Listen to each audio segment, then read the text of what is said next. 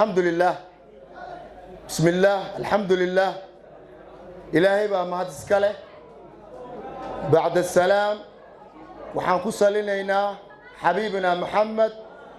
حبيبنا محمد صلى الله عليه وسلم. اللهم صل على سيدنا محمد وعلى آل محمد كما صليت على إبراهيم وعلى آل إبراهيم في العالمين إنك حميد المجيد. marti sharafta xafladan ka soo qayb gashay indheer garadka aqoon-yahanada dhammaantiin qof walba waxaan ku salaamayaa mansabkiisa ku salaamayaa qof walba waxaan leeyahay assalaamu calaykum wa rahmatullaahi wa barakaatuh.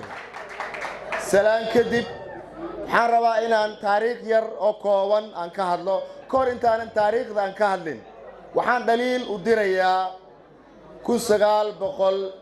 1950kii xukuumaddii kacaankii ka hor intaysan dhalinin waxaa bilowday musuqmaasuq taariikheedaa bilowday.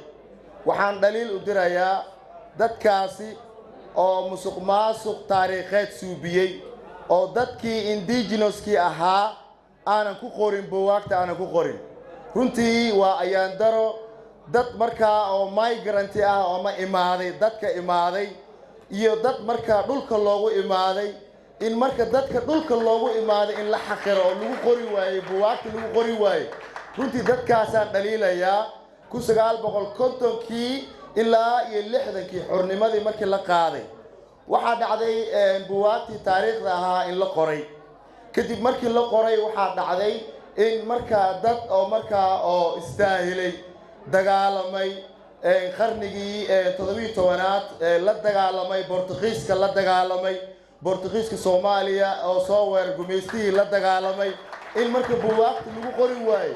runtii waxaan dhaliilayaa dadkaas inay raali gelin ay ka soo bixiyaan dadkaas oo 50kii ilaa iyo 60kii xornimo 50kii waxa xilligii Talyaaniga qod ka haystay markaas laakiin 60kii markii xornimada Soomaaliya ay qaadatay waxaa dhacay in markaa musuqmaasuq taariikheed la suubiya ummad marka soo halgamaysay la dagaalantay Boortaqiiska la dagaalamay Ingiriiska la dagaalamay Talyaaniga la dagaalamay Xabashida la dagaalamay in maanta la xaqiro aan lagu soo qorin taariikhda aan lagu soo qorin runtii musuqmaasuqaas dhacay. waxaana aad ugu xumahay dadkii qoray